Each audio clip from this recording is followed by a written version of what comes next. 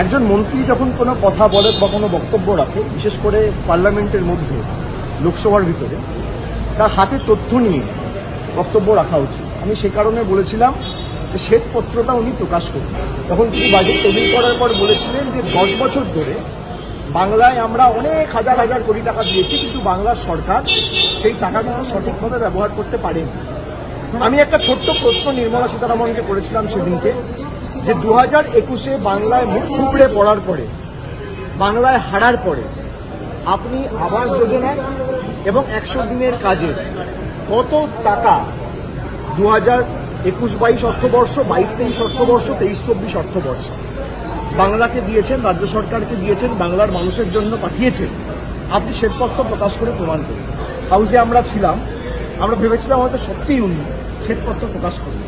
আমি যদি কোনোভাবে কাউকে আক্রমণ করি, আমার হাতে তথ্য না থাকলে আমি আক্রমণ করি। শ্বেতপত্র প্রকাশ করতে পারছি না কেন? তারা আনতে পারছে না কেন? তাদের হাতে শ্বেতপত্র নেই। আজকের দিনে দাঁড়িয়ে বাংলার বকেয়া পাওনা হচ্ছে 1,71,000 কোটি টাকা। বিজেপি যেভাবে মানুষকে বিভ্রান্ত করছে, আজকে বাজেটে বাংলার নাম পর্যন্ত নেই, 10 পয়সা বাংলাকে দেয়নি। তাহলে বাংলা থেকে ট্যাক্সগুলো তুলে নিয়ে যাচ্ছে কি? বিহারে গিয়ে ব্রিজ বানাবে আর সেই ব্রিজগুলো ভেঙে ভেঙে পড়বে। সে কারণে মানুষের টাকার অপচয়, গরিব মানুষকে শোষণ করা, গলা টিপে ধরে কণ্ঠরোধ করা। আজকে সংবাদ মাধ্যমের কিভাবে কণ্ঠরোধ করেছে গতকাল আপনারা দেখেছেন, তো ভারতবর্ষের মানুষ দেখছে।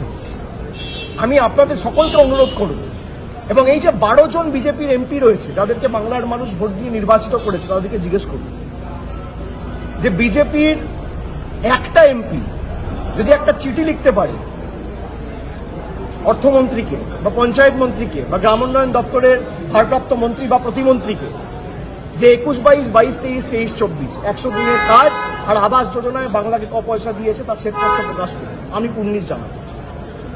বাংলার মানুষের ভোট নিয়ে বাংলার মানুষের জন্য কাজ না করে বাংলাকে ভাগ করার চক্রান্তে বিজেপি নেমেছে।